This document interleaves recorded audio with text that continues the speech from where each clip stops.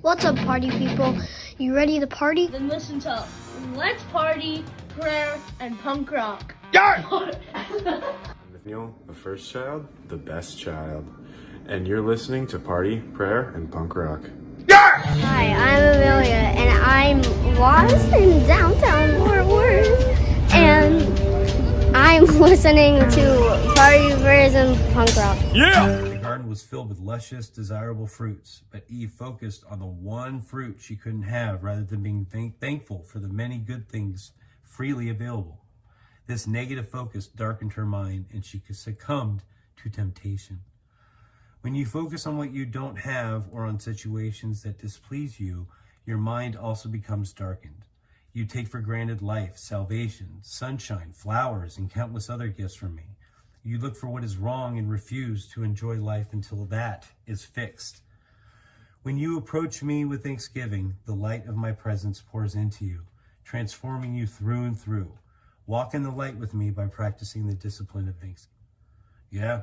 Oh, yeah. And I like that they say, like, the sunshine, the flowers, the countless gifts. Like, there is so much, but I have to say, like, it's hard to see it if you are depressed you know, really broken and, you know.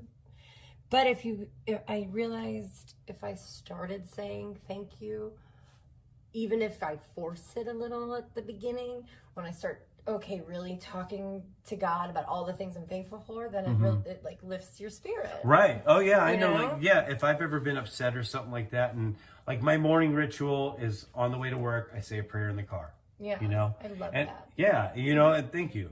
And, you know, and as I'm saying my prayer, like, you know, sometimes when you're starting the prayer, you kind of, I mean, you're sort of indecisive, like, man, I really don't feel like doing this right now. I don't feel in the right headspace. I feel like that, like, you know, but I'll get myself like, no, let's say a prayer, and I'll remind myself that, you know what, this will help. Yeah. You know, I mean, it will calm me down. I don't see it now, but like I can almost, you know, I can foresee the future, and I can tell that I'm going to get through this cloud. I just got to keep going, you know?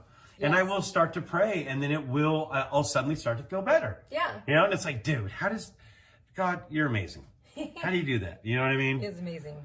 Everybody, let's listen to the show. Yeah! We went to the stockyards today. That Yeah. was so awesome. I mean, obviously here in Texas, people know the stockyards and are very familiar with it.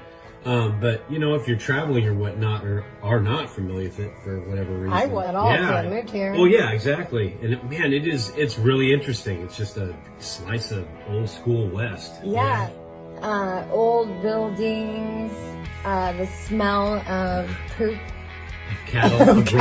Cattle. Exactly. Yeah, and be like, you know, now from the newsroom, and then there's that, you know, pause in between. Yeah, hi, Bob. You know, we got to do that. Yes.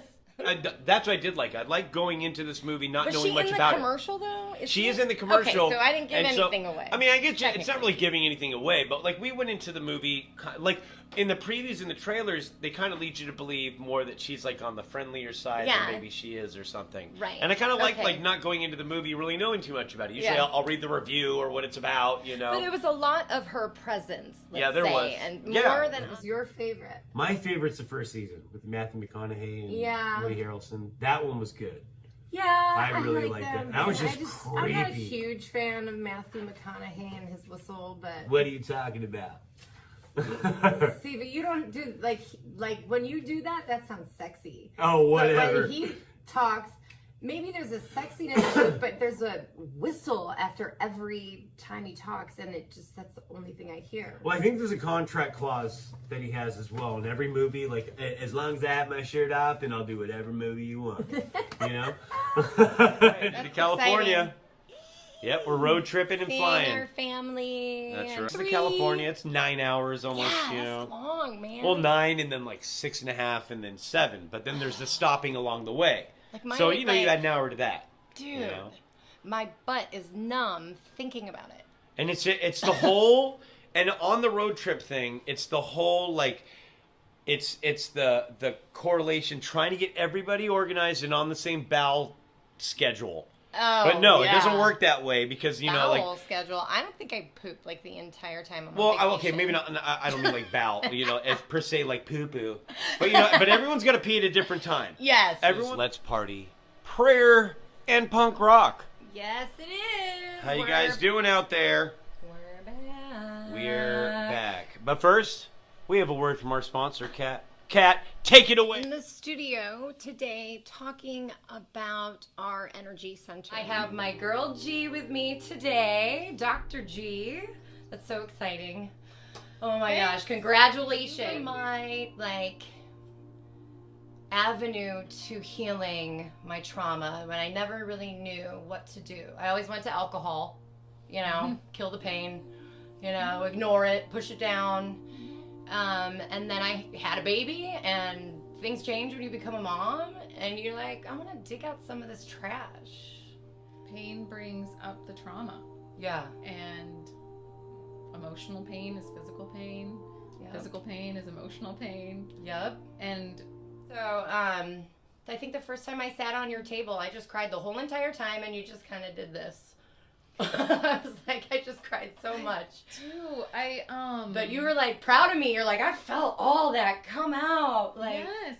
Sometimes people will come in and they are, they're rational. They come in, they tell me their stuff, whatever, and then they know they need to release, and I'll just kind of stick my hand underneath their low back, or I'll stick my hand underneath the middle of the back of the rib cage there, and then boom, it just allows it to open. Yeah.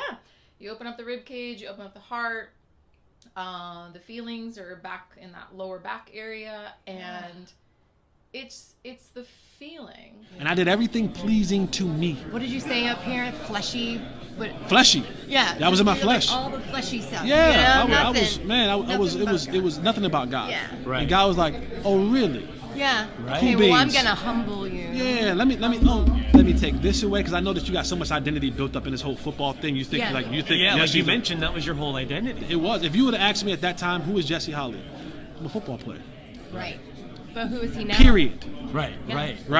That was it. Yeah. And now I can totally tell you that football's what I did. It ain't nowhere near who I am. Yes. Yeah. Right? Like I am a man of God. And I like how you said that. Sublime with Rome. Sublime with Rome. Yeah. Rome Ramirez. Cool. So this song is called Skankin'.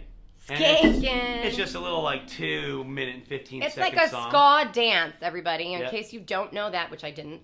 I was like, skankin'. Yeah, it's not referring what are you to- calling me? Right. Yeah. But I guess it's like a ska dance. So. Yeah. In the ska world, it's skanking. You do a little dance. So this is called Skankin' by Sublime with Rome. We love you guys. Thanks for listening. You guys take care. Have a great rest of your weekend.